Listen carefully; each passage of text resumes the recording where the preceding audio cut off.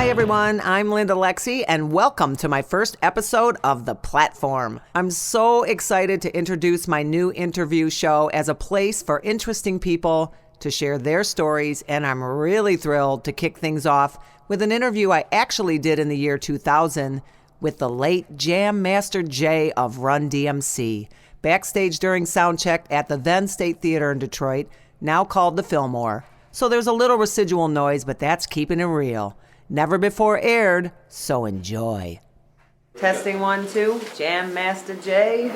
What's up, baby? What's up? Welcome to Detroit. You know, we're glad to have you here. Happy to be here. Yeah. No doubt. Well, you know, we know you're representing Hollis and all, but here in Detroit, we like to claim you as our own. Right. We always felt like Detroit gave us the most love, though, out of all the states. Out of everywhere in the world, probably. We get a lot of love in Detroit, for sure. You know, like consistent love for a long time. Well, I think, Jay, that probably the reason for that is, you know, Detroit being the Motor City, Detroit being a home of hard-working folks and, you know, humping it on the line and doing it like that. And we relate to Run DMC a lot in the same vein as Right. that type of work. You know? We kind of feel like that, too. See, we come from New York, but it's like everybody from our hood has houses in the driveways and a little backyard, a little front yard. You know, when we first came to Detroit, we felt like, yo, this is just like everywhere. Everywhere out here is just like Queens. You know what I mean? That's Everywhere. cool. Even when you have the little big houses, it's like another part of Queens. Like all of Queens is really right here in the D. And that's cool. And there's there's a certain mentality that goes with that. Right. There's a certain mentality that goes with that, and it's really reflected, you know, in the music and the lyrics of what you do, and that's why we go crazy, because we can grab onto that and relate. Well, what's the deal? We here, you know what I'm saying, ready to do it up again. Well, we're glad that you're here. We're glad you're ready to do it up again. You were sharing with me a really cool story when we were talking earlier. Things that I wasn't aware of in the beginning days of Run DMC. Oh, I was saying, which is the beginning. Oh, right. You was asking me about the whole Russell Simmons putting me in the group. I was like, Russell didn't put me in the group. Run put me in the group. It started off with Run by himself. Russell was Run's brother, and he was Curtis Blow's manager. So Run and Curtis Blow would get on the stage and do their thing, and they wanted Run to be a solo act like Curtis Blow, but Run didn't want to be a solo act because he was into groups like Cold Crush, and he needed a hot DJ, and he wanted, you know, so he got me and he got DMC to be his partner so they could rhyme and have routines and kick the mic with somebody back and forth. That's when and then he came and got me as the DJ because I was just in the hood. And, you know, like a year later, we put out the song. But when Russell saw me, the way I was dressed, that's when he said, yo, that's the way y'all guys dress. That's the style. I want that style all the time. You know, not that Run and D ever dressed up like the rappers before us. Like some of them wore costumes. A lot of them dressed like Rick James with the beads and the braids. You know, a lot of them wore leather suits with the long boots, the high boots, like, you know, Prince and, you know, like R&B acts. And some of them even dressed up like, you know, on some P-Funk stuff, like Africa Bambaataa and them had their own type of vibe where they, you know, the Soul Sonic Force, they all was dressed up like, you know, had different vibes than what was originally from the street. And Run DMC, we just kept it street, you know what I'm saying? So that's how come we say we took the beat from the street and put it on TV. I love that. And you know what? The irony of that is that you guys ended up being really the first rap group to go number one mainstream. Right. To do number one, a whole lot of things. And that's because we were mainstream. Our first show we did was in a high school. We put a record out and like a few months later, it was a big hit. Our first show was in a high school in North Carolina. Our second show, we came to New York and had 2 shows. One show was at the Danceteria, which was an all-punk rock club where all white kids dressed in punk rock, loving us. And our second show that night was at the Disco Fever. So it was like immediately from we was birthed into, the song was birthed into, before the people even got to see us. The song, the whole vibe from us was just like a cold vibe. So the white kids who like hip hop and dance interior, downtown Manhattan club, punk rock kids, you know, just all kind of cool kids up in the spot where Russell hung out at, we performed in there. And that was like, that made it off the hook. That made it off the hook. Because that show, that sound system, that vibe was an incredible vibe. You know what I'm saying? And then we went to the Fever that night, and that was another, just a total, complete different vibe, but we were still the same people doing the same thing. You understand? So we was used to people starting to, you know, then that's the reason for Rock Box. Yep. You understand? Because we on our album, when we had to make an album, we made our second single was Jam Master Jay and Hard Times, which was, I think, our funk vibe. It's like that in Hard Times is what made us hot in cities like this, because our first show out here was with One Way. Yeah. No, our first show out here was in Hart Plaza for free for a radio station. Everyone did Hart Plaza. Right. That was the first show we did. And we had the Adidas suits on with the Adidas and the velours. With our second show with One Way at the Fox,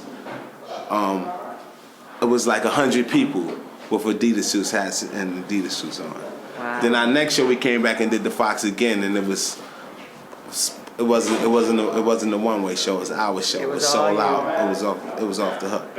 Now, so then when you started doing the earlier shows, like in the punk clubs and all that kind of stuff, it was intentional then. Did you always have that in your mind? It wasn't on us. See, we had Russell. We had people. Russell mentality about hip hop and what was going on was it wasn't just for black people. You know, at the time when we was coming up, all the MCs. See, Curtis Blow was seeing all of the people, but he wasn't making music for all of the people. Right. He was just making, and not that we were making music for all of the people, but we were conscious in where we wanted to go. We didn't want to be R&B or disco. That was a conscious decision from us because we was like rebellious. That's how hip hop came up. Yeah. But as the people before us got the record deals, they didn't do it, you know what I'm saying? Because it was also DJs before that was playing, you know, disco music. Right. That was talking on the mic, and they was a whole part of the making of hip hop. You know what I mean? Exactly. Some stars from back in the day that used to rap over disco and get the crowd pumping, and they was a big part of hip hop. But the part that we represented was the part that was, I guess, from the Kool Herc, Grandmaster Flash, Cold Crush Brothers edge on the music, where they took beats, like all kinds of beats, rock and roll beats, James Brown beats, just when the drummer would play, and then people would rap over that. You know, groups like Billy Squier, right. Big Beat, and Aerosmith, Walk This Way, and you know, James Brown, funky drummer. We would just use those beats to rap over. So when we got our chance, we were still in that mode. Right. So when we made the record, we was in that mode. We wasn't the type of people that would pull out Good Times and rap over it. And I would play Good Times and cut it up and let the record play and just pump the crowd up off of it. But when Run and D, those type of MCs would get on the mic, they want to hear, you know, I Want Action, the song that Russell made when the beat was just going boom, boom, cash, boom, cash, which is how Suck MCs came about. Because Russell took I Want Action beat and had Larry play it over the drum machine, and Run just rhymed over it, you know. So we took the hardcore, and we knew that we wasn't getting dressed up like nothing in the parks.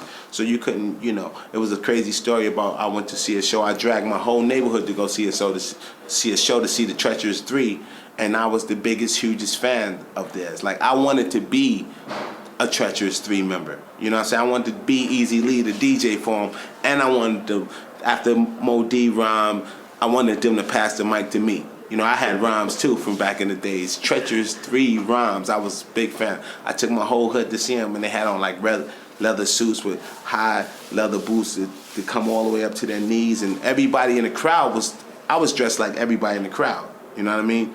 But they was dressed like stars, so we never wanted to be like a star.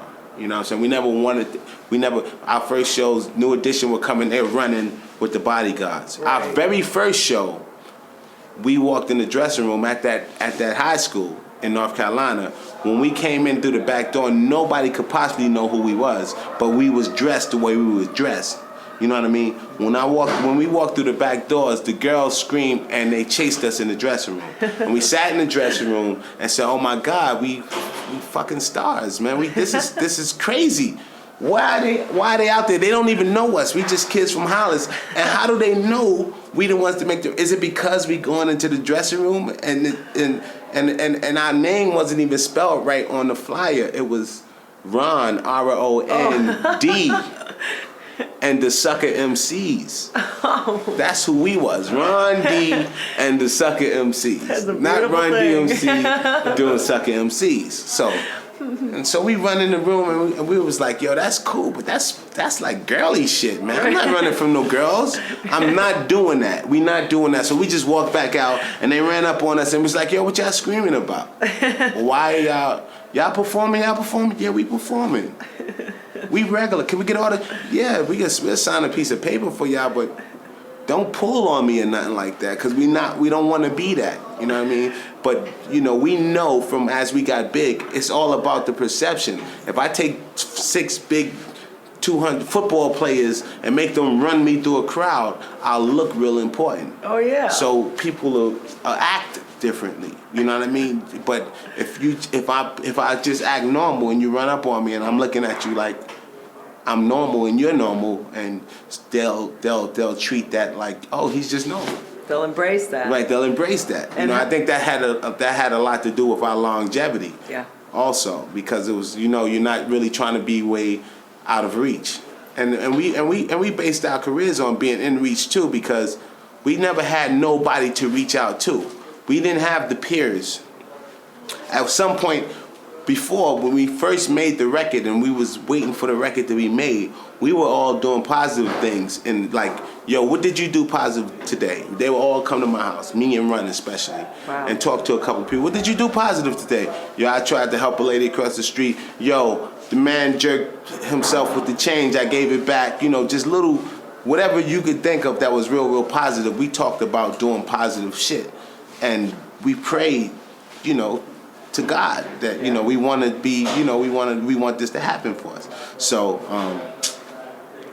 we later on, as we got larger, we felt like, so we forgot about that positive shit we was doing every day. We no longer asked each other what we were doing.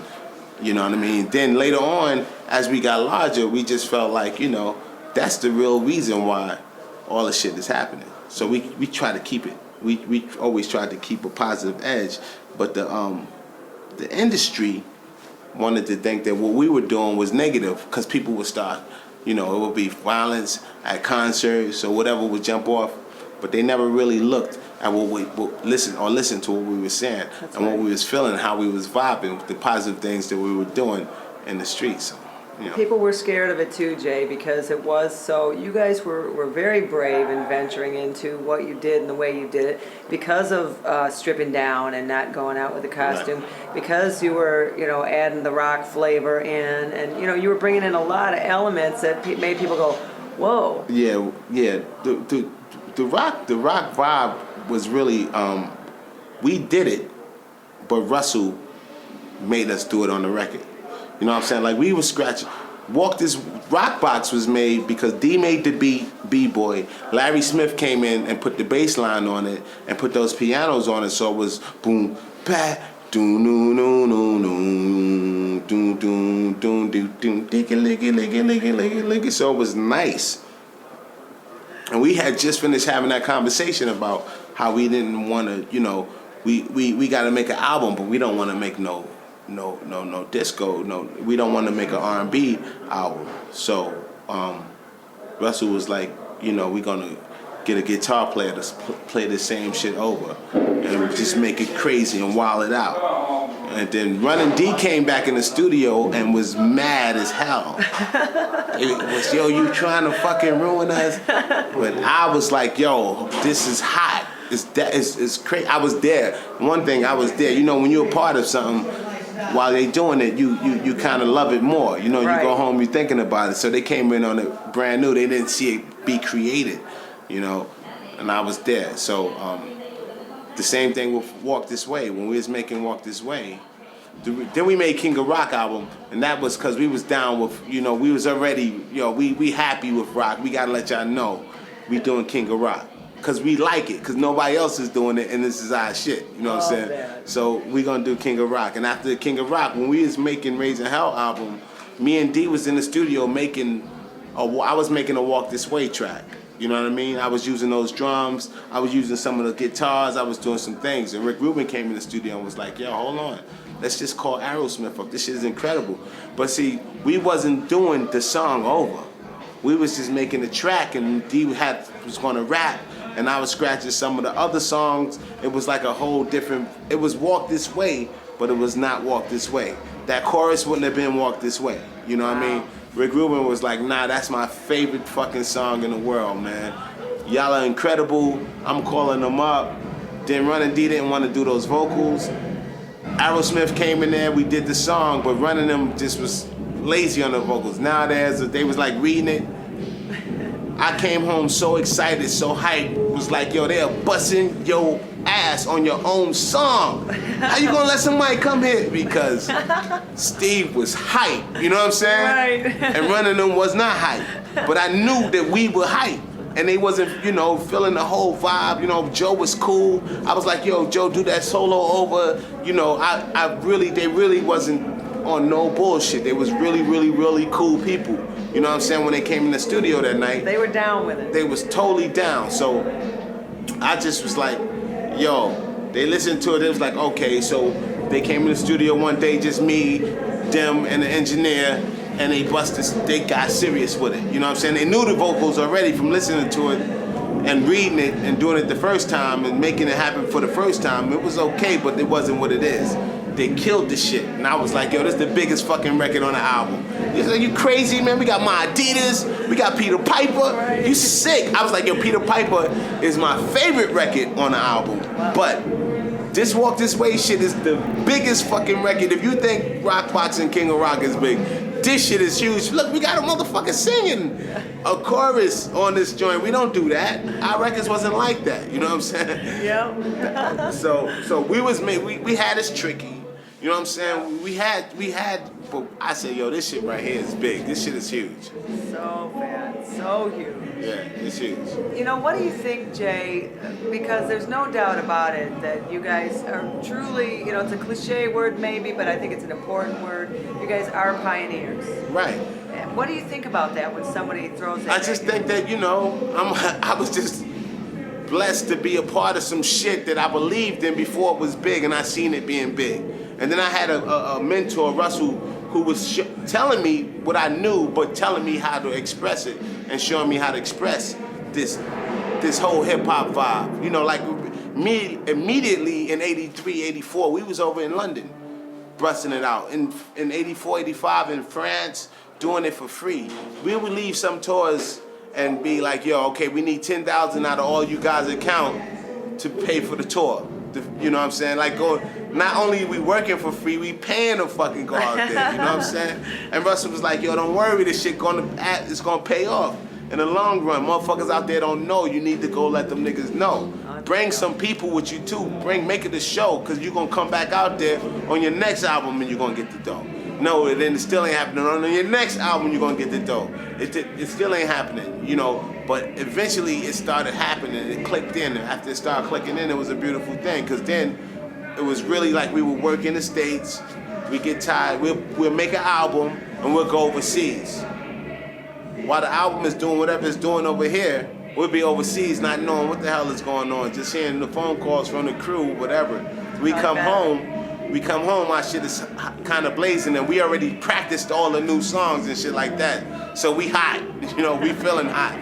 It was cool, man. So you were touring all over Europe at that time? Yeah. We started off early in Europe, and it's really sick. It paid off. Our biggest year in Europe was in 97, 98 with that Jason Evans remix of It's Like That.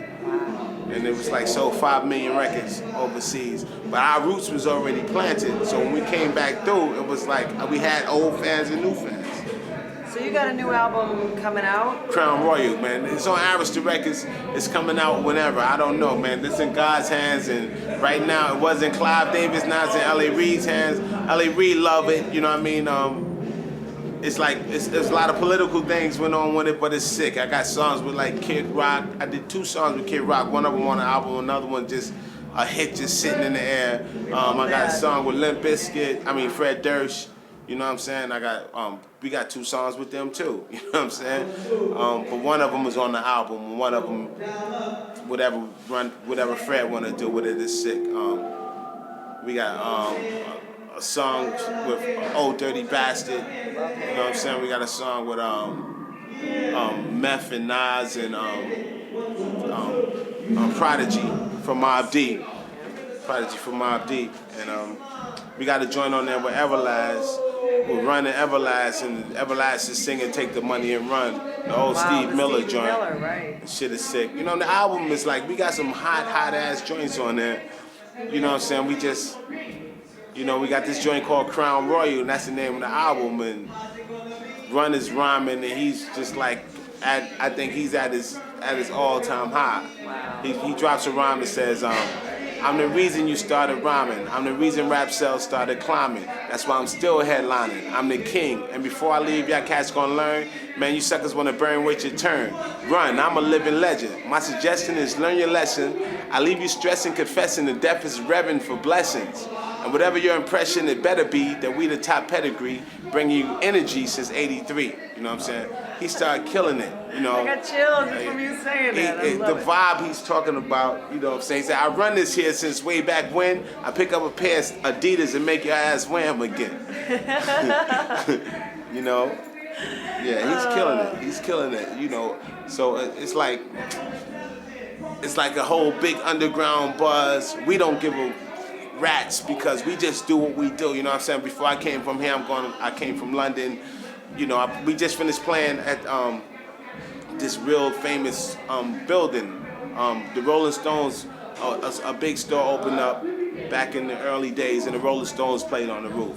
Then the Beatles played on the roof, and now the Beatles played on the roof when HMV opened up their store back in the days. Then Foot Locker just brought it, and their opening day was yesterday. And we went out there and played on the roof for Foot Locker, opening up with a big Adidas Foot Locker promotion. It's sick. Like, and that's we the only so off the hook. Right, like it's like the only people who did it. You know what I'm saying? It's Rolling Stones, the Beatles, and Run DMC in London, England, on Oxford, in the prime location on a roof, with the helicopters going around and the cameras on all the roofs and people in the street, and you can't even see the people because it's like really. Literally, you like 6 stories up, and the people are down in the most craziest street of the town, right near Piccadilly Circus, like on that main block. It was blazing. So then from here we go to Houston. From Houston we do Dallas. It's like our life is like a whole tour. You're always right. We're always on the move, and we're always on tour. So we don't really like some groups wait for that single to do their thing. You know what I mean? Most rap groups need those songs to go travel and they either go out for promotion or they getting some money because their record is hot and they doing those songs. But Run DMC, we kind of we feel like even though I'm the only one doing the music, we feel like a band because we tour regardless. And when we was at our lowest, we would go tour for free. Wow. So like at our lowest point of Run DMC, we would just go like Naughty by Nature or Salt and Pepper or whoever be performing somewhere. Oh shit, they performing in Philly. Whoop. Yo, could we go on and do a few songs and get stupid? You know what I'm saying? And then leave until all the way, we start getting gigs. Like right now, we want until we can work 365 days a year. But we take a little vacation like in the July through September to do the things with the kids and the family, right. And the wives and the kids. We do that, and then, like right now, the season's about to start again. That's how we feel. And this was like the first week of every weekend. Now you can't catch me on a weekend or like Thursday through Monday, we got gigs. And when college start open, we back in, and then, Tokyo, we getting hot again. Wow, that's so awesome. So it's like, our life is always going on and on. Well, you know, Jay, they say a body in motion stays in motion, honey, and that's true to form with Run DMC. But I can't help but think, you know, listening to these amazing stories, and you're so animated and such a great storyteller. But do you ever feel overwhelmed anymore? Does it ever hit you where you still go, wow, I can't believe this? Or are you so, you know, used Nah, it's to like, it? you know, my one of my partners got a gig for us in New York coming up, right? And it's gonna be a whole lot of, you know, I guess, rich people there or whatever. It's supposed to be, it's a big to do, and we playing it, and it's, you know, elite crowd, and they're gonna be hyped, and there's some internet whatever thing going on. And he was like, "Yo, Jay, you psyched about the gig?" I was like, "Not really psyched about the gig. Not psyched about the gig. When I get on the turntables, I'ma do my thing. I'm psyched about playing, but psyched about the gig coming up is not what I'm psyched about. I got, you know, right now as a 35-year-old man, I get psyched about other things. You know what I'm saying? Playing like Jordan retired, but he don't, cause he wasn't getting, you know, the guy, he made this question, every game Jordan played, he was psyched about. I was like, nah, he wasn't excited about every game he played. He got on the court and bust niggas' ass because it's what he liked to do. This is what he do with what he liked to do. I don't like to do that shit. I do that shit in my basement all the time. You know what I'm saying? If some kids is here and they want to jump around and start slam dancing, I'ma have a fucking ball. You know what I'm saying? It's like I get excited about it, but that's there. But 2 weeks from when you're telling me it's coming 2 weeks from now, only when I get on there and do it is when I'm gonna be excited about it. Really, really excited about it. I'm excited about other things in life right now. I'm excited about, you know, I'm excited about tonight right now when I get on that stage. And I'm excited about the future shit that I'm doing, you know what I'm saying? I'm excited about, I got this website where I'm putting all the DJs. And you yourself, it's called nationwidedj.com. We just got online like 2 weeks ago, but I've been talking about it for like 6 months now. I got like 360 DJs from Funkmaster Flex, Kid Capri, Scribbles, you know, a few DJs in Detroit, and a lot of DJs on the West Coast all over. So far, my whole mentality about this is just making DJs just a little stronger and giving us a little stronger, especially us DJs who play in clubs, mobile DJs. Like me as an artist, I got I get prescriptions, I get a whole lot of things from me. I have benefits, I got insurance policies, a lot of things offered to me as an artist, but as a DJ, I get shit. Right. You know what I'm saying? Because there's nothing out there, there's no organization for us, really. Right. And I've been going to like a lot of these conventions that like the DJ towns put together and manufacturers, and it's like, you know, it's definitely a need for it. I mean, yes. If a person gives a wedding, they expect to pay the DJ no money. Right. A little money. But the caterer, because I got a catering business too, you know, we get like $70 a head. Yeah. The DJ don't get nothing per head. He don't. It's nothing. The person that come in and clean up the hall afterwards, he got a union. That's you know what I'm saying? Yo, you go to one of these events and it'd be a like, you know, Chase or give a benefit, a banquet or something, a luncheon. They hire the DJ. They get a DJ whatever they want to get a DJ. You know what I'm saying? But they want to give a party in the afternoon and serve some food. But the person that sells the food, he gets all the dough. That's right. You know what I'm saying? The DJ was, so if they had the food without the DJ, it's not a party, it's just a luncheon. That's right. A party without the food is a party with no food. Especially at nighttime too. You have a reception without the music, it's just we had dinner after the wedding. Right. It's not a reception, it's not a party. Get the word party off of it. Yeah. If the DJ is not real important. So that's my whole thing, and there's a whole lot of DJs and a whole lot of cutthroat going on in America, and there's no rules. There's a lot of clubs. Everything has rules. You know, the people sell a lick. Everybody in the whole world has rules. Even me as a musician, and I think DJs are musicians also. If you ask a DJ, do he have any, you know, what's your musical background? They'll sit there and say none. But, you know, if you ask somebody who played the drums and never made a dime off of playing the drums, what their musical background is, they'll say, well, I played drums in the 5th grade and I played drums in the 8th grade, and because it's being taught to the kids. But if you go to the Guitar Center and ask them how many drums they sold and how many turntables and mixers they sold, compared to guitars, flutes, trumpets, pianos, everything, we sell more of that than we sell of that. So, you know, it's some schools opening, and some people. I want the world to hurry up and grow up and recognize us. God bless you for You know that. what I'm saying? And I'm excited about That's that. right. You know what I'm saying? Good. Like I'm excited about hip hop. Like I was excited about hip hop. This is not just for hip hop neither. I got house, trance, all kinds of DJs. And reggae, Latin. It's you know, that's where my brain is at. And it's like I'm excited about it, and it's seeing that come together is a beautiful thing. You know what I mean? And you cook too. You cook. Nah, I don't cook. I just have a You just have everyone else do it. Yeah, I got a catering service. I taste.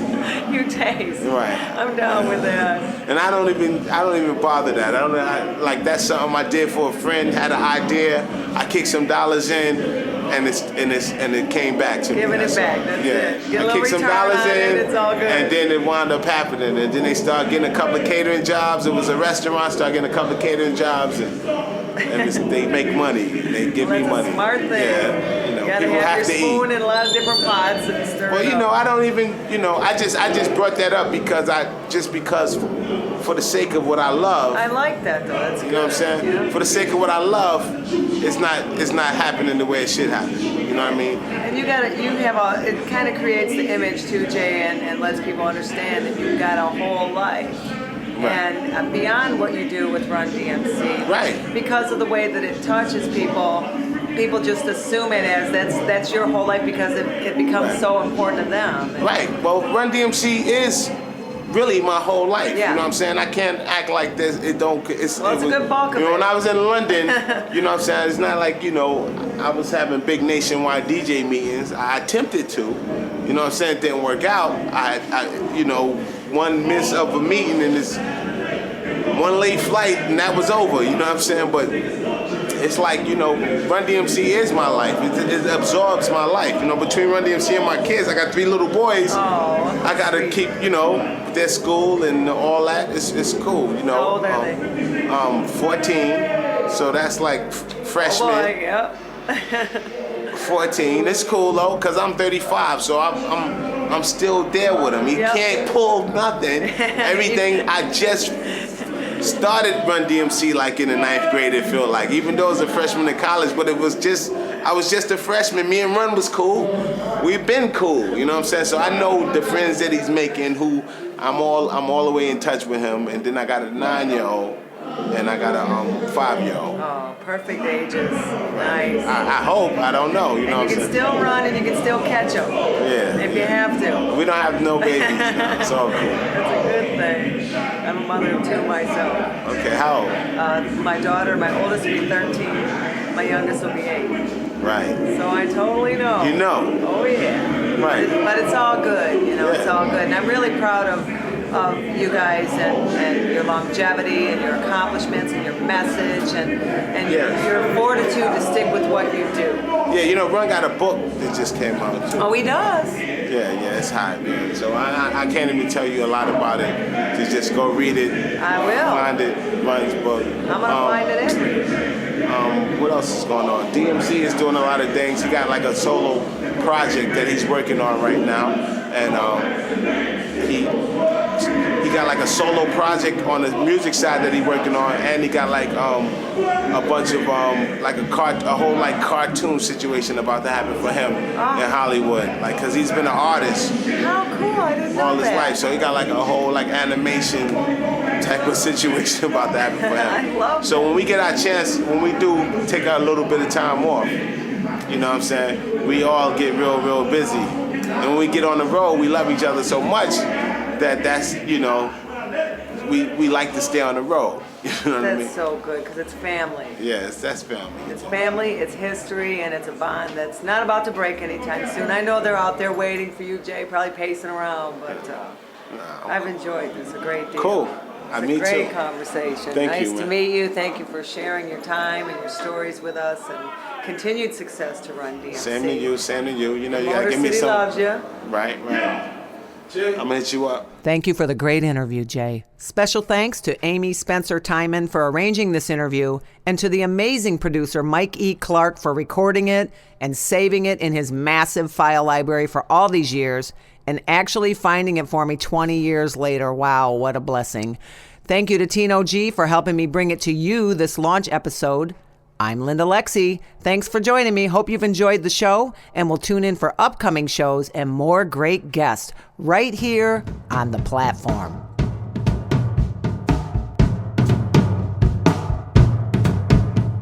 I've been a witness to some funky